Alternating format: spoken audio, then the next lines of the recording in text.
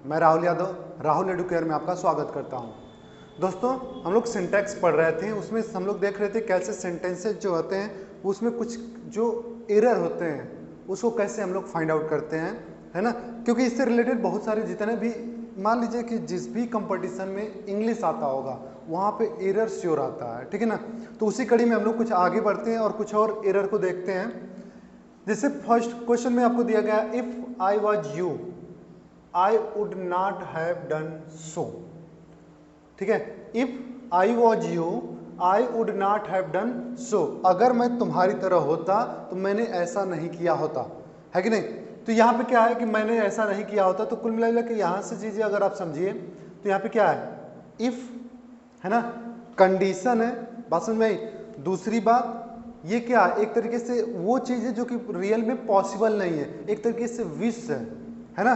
तो जब भी ऐसे सेंटेंसेस आते हैं तो चाहे कुछ भी आ जाए आपका सब्जेक्ट, हमेशा हेल्पिंग वर्ब के रूप में क्या लगता है, वर, क्या लगेगा, वर लगेगा, कभी भी वाज नहीं लगता है ना। तो if I were you I would not have done so, ये सेंटेंस जो होगा आपका क्या हो जाएगा, सही हो जाएगा। नेक्स्ट देखिए, he walks as if he is a king, he walks as if he is a king, वह ऐसे चलता है जैसे वही राजा हो, ठीक है। तो सेंटेंस अगर देखिए जाएंगे आप हिंदी के साथ उसका इंग्लिश में ट्रांसलेट करने जाएंगे तो इस सेंटेंस में आपको कोई गलती नहीं नजर आएगी, बात समझ में आया। लेकिन फिर वही बात है, इस चीज को ध्यान रखिएगा, मैंने यहाँ पे नोट भी कर दिया है, कहीं पे आपको एज इफ रहे या फिर एज दो रहे, ठीक है। एक तो आप नॉर्मली इफ वाले कंडीशन को समझते ही हैं कि ये क्या होता है, हमारा विश वाला होता है, ठीक है, इमेजिनेशन वाला होता है। लेकिन एक ये भी आपको कहीं मिल जाएगा एज इफ या फिर एज दो, तो ये भी क्या होता है आपका, मान के चलिए ये भी एक तरीके से इमेजिनेशन ही होता है कि वो ऐसे चलता है जैसे वह राजा हो, ठीक है।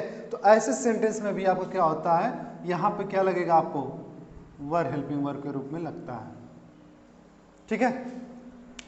नेक्स्ट देखिए, he is sorry it is time you go to bed. अब यहाँ पे देखिए जनरली बहुत ज्यादा कंफ्यूजन यहाँ से होता है, ठीक है। जैसे अगर रहे it is time, it is time, और फिर उसके बाद डायरेक्टली आपको इन्फिनिटिव वर्ब आ जाए, यानी टू प्लस वर्ब का फर्स्ट फॉर्म आ जाए, it is time to go to bed, it is time to go to bed, तब ये सेंटेंस आपका सही होता, बात समझ में आया। यानी कि ये जब खुद के लिए इट इज टाइम का इस्तेमाल करते हैं, किसी अन्य के लिए नहीं करते, किसी अदर्स के लिए नहीं करते हैं, तो उस समय it is time to go to bed, ये आपका सेंटेंस सही होगा। लेकिन इस सेंटेंस में देखिए थोड़ी सी टेक्निकल है, it is time you go to bed, यानी ये समय हो गया तुम अब बेड पे जाओ, ठीक है। तो जब अपने न कह के किसी और को ऐसा आदेश देते हैं तो एक चीज ध्यान रखिएगा, कभी भी फर्स्ट फॉर्म वर्ब का नहीं आएगा, जब भी आएगा तो हमेशा वर्ब का सेकेंड फॉर्म आता है, यानी इट इज टाइम यू गो की जगह पे क्या हो जाएगा, यू वेंट टू बेड होगा, बात समझ में आया। तो ध्यान रखिएगा, कभी कभी जैसे सिर्फ हिंदी से इंग्लिश चले जाएंगे तो मामला गड़बड़ होने लगेगा आपका, क्योंकि ये अपनी लैंग्वेज है ना। हिंदी को इंग्लिश के साथ ऐड करना, जोड़ देना, ये सही बात नहीं होती है, क्योंकि हिंदी हमारे यहाँ की लैंग्वेज है और इंग्लिश कहीं और की लैंग्वेज है, ठीक है। उनके बोलने का अपना ढंग और हमारे बोलने का अपना अलग अलग ढंग था, बट जब ये दोनों लैंग्वेज मिक्स हुई, ठीक है, तो एक नॉर्मल कुछ वे आपको मिल गए जिसको आपने हिंदी से इंग्लिश में ट्रांसलेट करना सीख लिया। बट जो मेन रूल्स होते हैं, कुछ ऐसे रूल मिलेंगे आपको जो कि देखने में अलग लगते हैं अगर आप हिंदी के साथ कंपेयर करेंगे तो, बट इंग्लिश में आपको ये चीजें मिलती है, ठीक है। तो it is time, he, you, मतलब सेकेंड पर्सन या थर्ड पर्सन में कुछ भी आ जाए, कोई नाम आ जाए, तो हमेशा आप क्या लगाते हैं, वर्ब का सेकेंड फॉर्म लगाते हैं, बात समझ में आ रही है। आइए नेक्स्ट देखते हैं, unless you do not work hard you will cut a sorry figure, ठीक है। तो यहाँ पे क्या है, देखिए अनलेस आया है, ध्यान से देखिएगा, ये अनलेस आया है, ठीक है। अनलेस होता है या फिर आपका क्या होता है, आपका लेस्ट होता है, ठीक है। दोनों का मतलब क्या होता है, ये खुद निगेटिव सेंस देते हैं, है ना। और मैं पिछली वीडियो में आपको बताया था किसी भी सेंटेंस में दो निगेटिव वर्ड नहीं होते हैं, मतलब unless you do not work नहीं होगा, क्योंकि अनलेस खुद निगेटिव सेंस दे रहा है और डू नॉट भी क्या है आपका निगेटिव सेंस दे रहा है, निगेटिव देता है, ये सेंस क्या दे रहा है, निगेटिव देता ही है, तो ये भी निगेटिव, ये भी निगेटिव। एक सेंटेंस में दो निगेटिव नहीं होते, जैसे कहा जाता ना एक म्यान में दो तलवार नहीं हो सकती हैं, उसी तरीके से एक सेंटेंस में दो निगेटिव वर्ड नहीं हो सकते हैं, यानी अनलेस यहाँ पे क्या हो जाएगा, डू नॉट की जगह पे सिर्फली क्या होगा, अनलेस यू वर्क हार्ड। ये डू नॉट शब्द जो होगा ये सीधा सीधा हट जाएगा। Unless you work hard you will cut a sorry figure. बात समझ में आया? नेक्स्ट देखिए, walk slowly लेस्ट you should not fall down. तो देखिए फिर वही बात है, वॉक स्लोली लेस्ट, लेस्ट दिख रहा है ना, तो लेस्ट के बाद क्या होना चाहिए, हमेशा वह मतलब जो होना चाहिए वो निगेटिव सेंस नहीं देने वाला वर्ड होना चाहिए, यानी नॉट नहीं लगना चाहिए। तो यहाँ पे क्या हो जाएगा, ये नॉट नहीं रहेगा, याद रखिएगा, यहाँ पे डू नॉट नहीं रहेगा और यहाँ पे नॉट नहीं रहेगा, इस बात को ध्यान रखिएगा। Walk slowly लेस्ट you should fall down. बस उनमें ये आपका सेंटेंस बनेगा। नेक्स्ट देखिए, if you will come I shall be dilated. If you will come, अगर आप आओगे, आई शैल बी डिलाइटेड, मैं खुश होऊंगा। फिर से हिंदी से अगर आप इंग्लिश जाते हैं तो एकदम साफ साफ इसमें कोई गलती नजर नहीं आती है ना। बट कभी भी कंडीशनल सेंटेंस आ जाए, देखिए ये कंडीशनल सेंटेंस है ना, if you will come I shall be dilated, दोनों है ना, अगर आओगे तब भी मैं खुश होऊंगा, है ना, तो कंडीशन है। तो जब भी कंडीशनल सेंटेंस आता है तो इसमें ध्यान रखिएगा, अगर पीछे वाला आपका शैल है यानी विल है, कुछ भी प्रेजेंट में है, सॉरी फ्यूचर में है, तो आने वाला जो पहला वाला सेंटेंस होता है जिसके ऊपर डिपेंड होता है, it must be in present. बात समझ में आया? जिसके ऊपर, तो ये डिलाइट होना किसके ऊपर डिपेंड कर रहा है, आने के ऊपर डिपेंड कर रहा है। इसका मतलब ये जो विल होगा ना, ये विल नहीं होगा, यहाँ पे हमेशा क्या होगा, प्रेजेंट इंडेफिनिट होगा, ठीक है। तो यहाँ पे क्या आएगा, इफ यू कम, ये विल भी नहीं रहेगा, if you come I shall be delighted, ये आपका सेंटेंस होगा। कभी भी कंडीशनल, देखिए ऊपर वाले में भी आप मैच कर लीजिए, अनलेस यू वर्क हार्ड, जब तक तुम कठिन परिश्रम नहीं करोगे, ठीक है, you will cut a sorry figure, तब बाद में क्या करोगे, पछताना पड़ेगा, ठीक है ना। तो इसमें क्या है, आपका सीधा सीधा मतलब ये दिख रहा है कि ये भी आपका कंडीशन है, मेहनत करने पे ये चीजें डिपेंड करेंगी। बात समझ में आया? तो अनलेस यू वर्क हार्ड, तो यहाँ पे क्या है, देखिए फिर से मैंने बताया, जिसके अकॉर्डिंग उसके अकॉर्डिंग भी सोचिए। वर्क हार्ड प्रेजेंट में है और यहाँ पे देखिए विल फ्यूचर में है। बात समझ में आ रही है? उसी तरीके से इधर देखिए, इट इज, सॉरी इसमें देखिए, इफ आई वर यू, यानी कि ये जब पास्ट में होता है तो इधर आपका विल या विल का जो होता है वुड लग जाता है और उसके साथ हैव लगता है हमेशा। जब भी कंडीशनल सेंटेंस आएगी, अगर इधर पास्ट होगा तो इधर वुड हैव लगेगा। बात समझ में आया? तो इस तरीके से यहाँ पे पास्ट आया तो ये वाला क्या होगा, वुड हैव आपका लग गया, ठीक ना। तो ये कंडीशनल सेंटेंसेज होते हैं। तो कंडीशनल सेंटेंसेज में याद रखिएगा, बाद में अगर आपको फ्यूचर दिख रहा है तो पहला वाला श्योर श्योर श्योर किस में होगा, प्रेजेंट में होगा, यानी if you come I shall be delighted, ये आपका सेंटेंस हो जाएगा, ठीक है। नेक्स्ट देखिए, when I shall go to Lucknow I shall inform you. यहां पे देखिए, जब मैं लखनऊ जाऊंगा,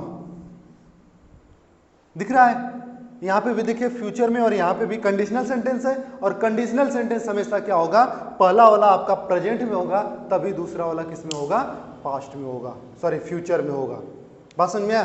तो इसके लिए मैं कंडीशनल सेंटेंस पे अलग से वीडियो बना दूंगा। यहां से समझ लीजिए, ये when I go to Lucknow होगा, न कि when I shall go to, तो यानी शैल भी यहां पे नहीं रहेगा।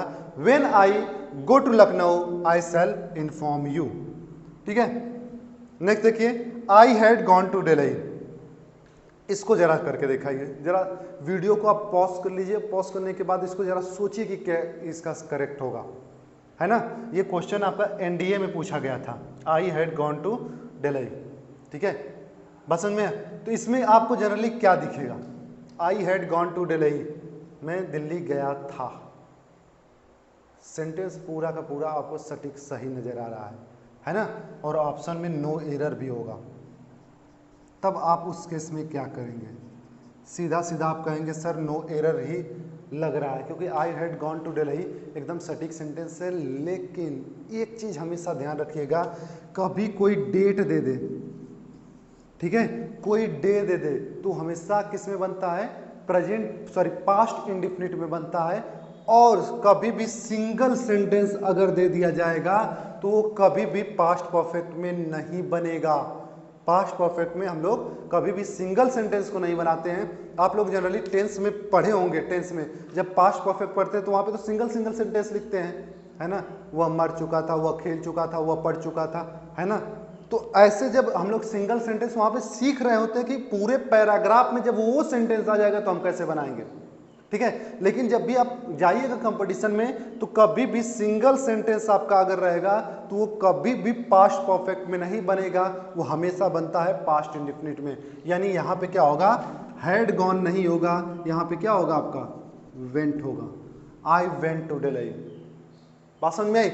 यानी कि देखिए होता क्या है, जो पास्ट परफेक्ट होता है ना, वो पास्ट परफेक्ट और पास्ट इंडेफिनिट में जनरली हम लोग जब कंफ्यूज होते हैं तो एक चीज ध्यान रखिएगा, जैसे ये आपका प्रेजेंट टाइम है, ठीक है, इसके रिसेंट पास्ट में अगर हो तो ये आपका इंडेफिनिट होता है, ठीक है। लेकिन अगर इससे बहुत पहले यानी कि लॉन्ग पास्ट की बात करें, ठीक है, तो उस समय हमारा क्या होता है, उस समय पास्ट परफेक्ट होता है। लेकिन ये लॉन्ग पास्ट आपका होना चाहिए जब आप कंपेयर कर पाओ कि अभी कहाँ की बातें हो रही है फिर कहाँ की हो रही है। जैसे स्टोरी वगैरह होती है ना, जैसे मान लीजिए कि आप ही हो और आप ऐसे कर रहे हो कि मैं घर पे गया, पिताजी ने मुझसे पूछा कि तुम ये सामान लेकर आए हो, और तब मुझे याद आया कि हाँ पिताजी ने ये काम कहा था। तो देखिए हमारा मेन क्या है, मैं घर गया, पिताजी ने पूछा इस सामान को लाए हो, ये हमारा रनिंग टाइम है, ठीक है। और उसी समय मुझे याद आया कि पिताजी ने कहा था, यानी कि इस समय जिस समय की हम स्टोरी बता रहे हैं उससे पहले की बातें जब करने लगेंगे, ठीक है, उस समय हमारा पास्ट परफेक्ट बनता है। नहीं तो जनरल हमारी जो चीजें होती हैं वो पास्ट इंडेफिनिट में होती है, चाहे वो कितना भी पुराना हो। जब दो टाइम को हम कंपेयर करने जाएं, जब दो टाइम को हम लोग कंपेयर करेंगे ना, किसी भी चीजों को चल रही होगी चलते चलते उससे पहले की बातें हो जाए। बस में कोई भी आप फिल्में देखते होंगे, फिल्मों में क्या होता है, कोई एक रनिंग स्टोरी चलती रहती है और फिर उसके बाद क्या होता है, झटके से वहां से एक पीछे की कहानी चलने लगती है, ठीक है। जैसे आप केजीएफ देखे होंगे, ठीक है, केजीएफ में क्या होता है कि पूरी स्टोरी चल रही है, तब तक उनको क्या होता है, अपनी माँ की यादें आती हैं, वहाँ की स्टोरी स्टार्ट हो जाती है, बचपन की कहानियाँ थोड़ी बहुत दिखाने लगते हैं। तो ये क्या होता है कि रनिंग स्टोरी में उनको अपनी माँ का याद आना, ये क्या हो गया, पास्ट परफेक्ट हो गया, ठीक है। जैसे मान लीजिए कि बाहुबली आपने देखा होगा, बाहुबली में क्या है कि बाहुबली में सारी स्टोरी जो फर्स्ट पार्ट में सारी स्टोरी जो है कंटिन्यू चलती रहती है। तभी जो कटप्पा होते हैं वो क्या करते हैं, वो उनको पीछे की स्टोरी बताना शुरू कर देते हैं, है ना, कि उस समय ऐसा हुआ था बाहुबली के साथ, है कि नहीं। तो ये क्या था, जब रनिंग स्टोरी चल रही है, फिर कटप्पा ने जब स्टोरी बताना शुरू कर दिया, वो आपका हो गया पास्ट परफेक्ट, और जो रनिंग स्टोरी चल रही है वो हो गया पास्ट इंडेफिनिट। बात समझ में आया। तो सिंगल सेंटेंस कभी भी पास्ट परफेक्ट में नहीं होता है, ये हमेशा किस में होता है, पास्ट इंडेफिनिट में होता है, ठीक है। उसके बाद have you heard the last news, have you heard the last news, ठीक है। देखिए कभी भी लास्ट न्यूज नहीं होती है, ठीक है। लास्ट मतलब आखिरी होता है, ठीक है, लेकिन कोई न्यूज आखिरी कैसे हो सकती है, उसके बाद भी तो न्यूज बनती रहती है ना। तो इसलिए यहाँ पे क्या बनता है, लास्ट नहीं बनेगा, यहाँ पे लेटेस्ट बनेगा, यानी हाल ही की जो घटना उससे पता चला। बात समझ में आया। तो यहाँ पे क्या हो जाएगा, लेटेस्ट न्यूज होगा, न कि लास्ट न्यूज होगा। दोनों का मतलब होता है आखिरी न्यूज, यानी अभी अभी से जो लास्ट हुआ, बट लास्ट का मतलब एकदम एंड होता है, बट लेटेस्ट का मतलब अभी हाल ही में होता है, ठीक है। तो यहाँ पे क्या होगा, latest news.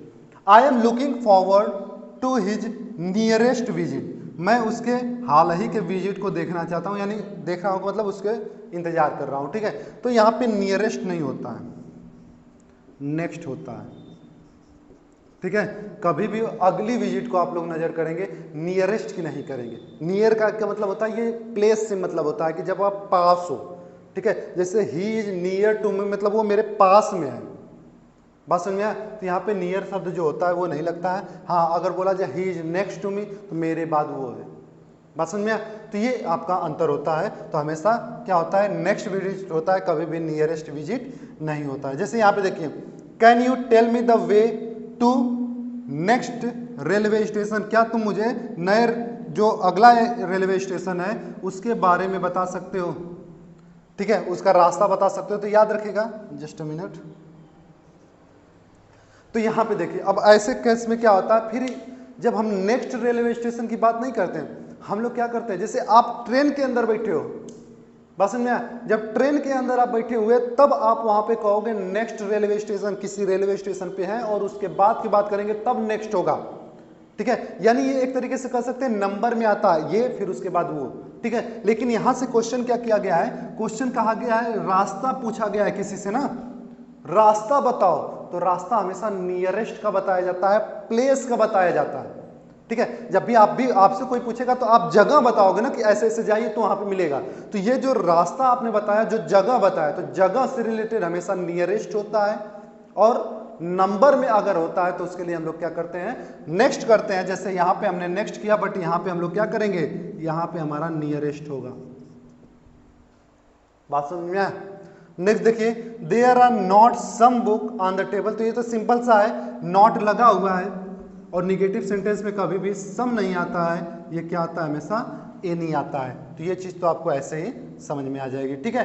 There are not any books on the table, ठीक है। इसे नोट कर लीजिए और एक बार फिर से रिवाइज कर लीजिएगा। हम लोग कुछ और एग्जांपल्स देखते हैं। आइए कुछ एग्जांपल्स देखते हैं। He is not as tall as his brother. जरा इसमें से गलती देखिएगा, एक मिनट आप वीडियो थोड़ा सा पॉज कर लीजिए और फिर उसके बाद इसको थोड़ा सा नोट करके अपने से पहले करेक्ट करने की कोशिश कीजिए, ज्यादा आपको चीजें समझ में आने वाली हैं, ठीक है। तो he is not as tall as his brother, तो यहाँ पे देखिए कंपेयर किया गया है, और पॉजिटिव डिग्री में कंपेयर हो सकता है, कोई दिक्कत नहीं, आप नहीं कहोगे सर टॉलर लगा दें, है ना, एज के साथ कंपेयर होता है, ठीक ना। बट एक चीज याद रखिएगा, हमेशा कंपेरिजन सेम चीजों का होता है, लाइक चीजों का होता है। ही का अगर ब्रदर के साथ हो रहा है तो ये इज है ना, यहाँ पे भी आपका क्या आना चाहिए, इज आना चाहिए, ठीक है। बोल चाल में हम लोग बोल देते हैं he is not as tall as his brother, लेकिन ये सेंटेंस अगर ग्रामर के हिसाब से समझे तो यहाँ पे आपको क्या लिखना पड़ेगा, he is not as tall as his brother is, मतलब जितना बड़ा उसका भाई है उससे उतना बड़ा वो नहीं है। बात समझ में आया? तो यहाँ पे ये गलती हो जाएगी। नेक्स्ट क्वेश्चन देखिए, few politician can be relied on. तो इसमें क्या गलती हो सकती है, तो देखिए फ्यू क्या होता है, फ्यू हो या फिर लिटिल हो। फ्यू आप लोग पता है काउंटेबल के साथ होता है, politician can be counted. Few वाली जो फैमिली है वो सही है, बट फ्यू जो होता है वो निगेटिव सेंस के लिए होता है, यानी कि 9 के बराबर पॉलिटिशियन जो है, यानी नहीं, जब नहीं वाला शब्द आता है ना, और उसको भी हम लोग न कह के पॉजिटिव बनाना चाहते हैं तो वहां पे हम लोग फ्यू लगाते हैं, ठीक है। बट यहाँ पे क्या होगा, कुछ ना कुछ पॉलिटिशियंस होंगे, यानी कि यहाँ पे आपको क्या लग जाएगा, ऑफ फ्यू। बस तीसरा देखते हैं, he has few interest in politics.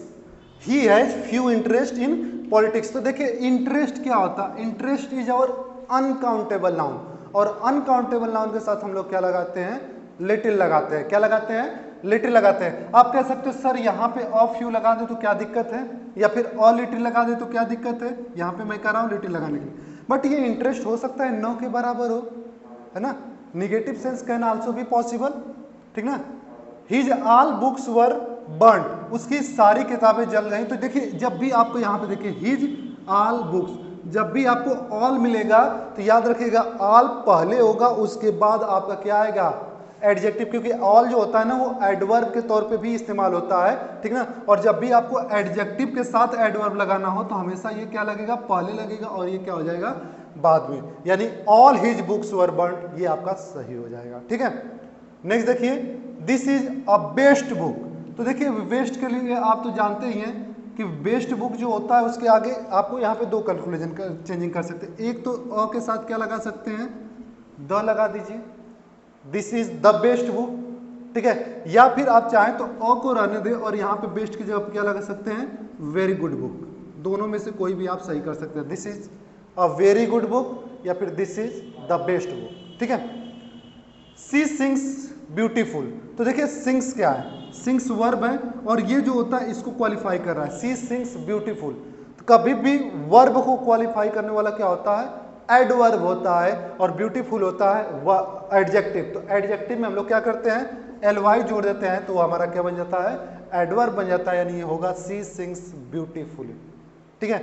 Next देखिए, the 2 first pages of this book are burned. तो यहाँ पे भी देखिए 2 फर्स्ट पेजेज है, तो फिर इसमें देखिए फर्स्ट और नंबर, ठीक है ना। कॉर्डिनल ऑर्डिनल आप लोगों ने पढ़ा होगा, तो फर्स्ट और नंबर कभी भी आएगा तो हमेशा जो फर्स्ट सेकेंड थर्ड इस टाइप का जो होता है वो पहले होता है और 1 2 3 जो होता है वो बाद में होता है। यानी फर्स्ट आपका यहाँ पे होगा और 2 यहाँ पे होगा, यानी the first 2 pages of this book are burn. ठीक है, नेक्स्ट देखिए, ही स्पीक्स वेल इंग्लिश।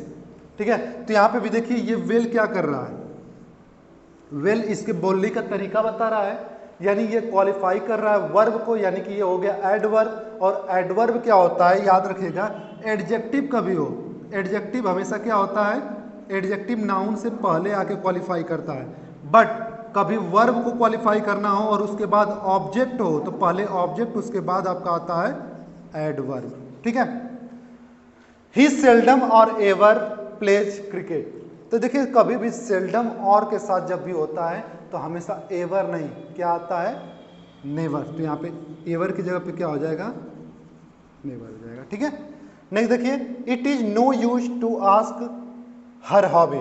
ठीक है, तो एक चीज ध्यान रखिएगा, it is no use to ask her hobby. तो यहाँ पे गलत क्या लगेगा, ध्यान ये रखिएगा, जब भी कभी नो यूज आए तो उसके जस्ट बाद हमेशा जिरंड आता है, उसके जस्ट बाद हमेशा क्या आता है, जिरंड आता है। यानी कि टू आस्क नहीं होगा, यहाँ पे क्या होगा, आस्किंग हो जाएगा।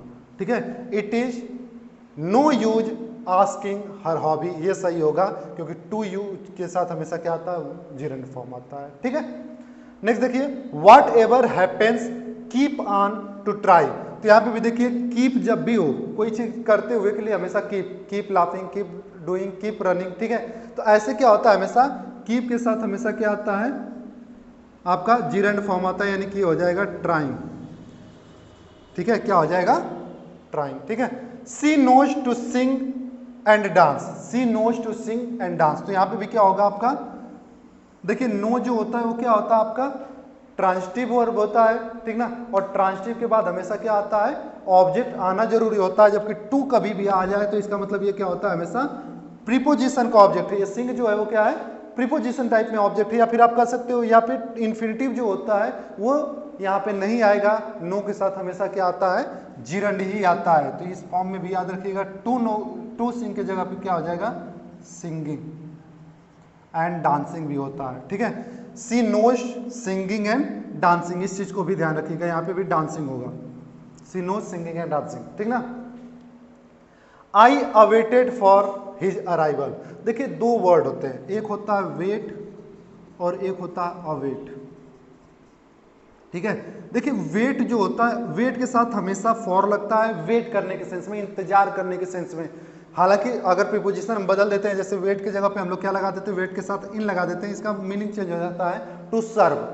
ठीक ना, तो यहाँ पे याद रखिएगा, वेट के साथ अगर हम लोग इंतजार करने के सेंस में अगर यूज कर रहे हैं तो वेट के साथ कभी फॉर हटा नहीं सकते और अवेट के साथ कभी फॉर लगा नहीं सकते। इस बात को ध्यान रखिएगा, वेट के साथ कभी फॉर हटा नहीं सकते और अवेट के साथ कभी फॉर लगा नहीं सकते। यानी कि अवेट के बाद कभी भी फॉर नहीं आएगा, तब आपका सेंटेंस हो जाएगा I waited his arrival, I awaited his arrival. अगर यहीं पे अवेट ना होकर वेटेड होता, I waited for his arrival, तब सही होता। बट आई अवेटेड इसके साथ कभी भी फॉर नहीं लगेगा। ठीक है, तो ये सेंटेंसेज हो गए, इसका स्क्रीनशॉट ले लीजिए। उसके बाद हम लोग क्या करते हैं, आज बस इतना रखते हैं। कई सारे बच्चों ने कहा प्रीपोजिशन से रिलेटेड सर वीडियो बना दीजिए, कुछ बच्चों ने मतलब अलग अलग तरीके से कह रहे हैं कि सर पूरा मिक्स हो जा रहा है तो चीज़ें समझ में नहीं आ रही हैं। तो इसलिए नेक्स्ट वीडियो से हम लोग क्या किया जाएगा कि एक तरफ से स्टार्ट करते हैं आर्टिकल के, फिर उसके बाद और जितने होते हैं टॉपिक वाइज हम लोग एरर देखा जाएगा। पहले उसके लिए चूंकि मुझे भी कुछ रिसर्च करने पड़ेंगे, कुछ पॉइंट्स लेने पड़ेंगे, तो जब हम लोग मैटर तैयार कर लेंगे सारी चीज़ों के अलग अलग कंपटीशन में कैसे आते हैं, तो टॉपिक वाइज हमारा क्या होगा, आर्टिकल स्टार्ट हो जाएगा। आर्टिकल से हम लोग स्टार्ट किया जाएगा क्योंकि उससे रिलेटेड कुछ मैटर तैयार हो चुके हैं। ठीक है, तो आज के लिए बस इतना ही रखते हैं। Thank you very much.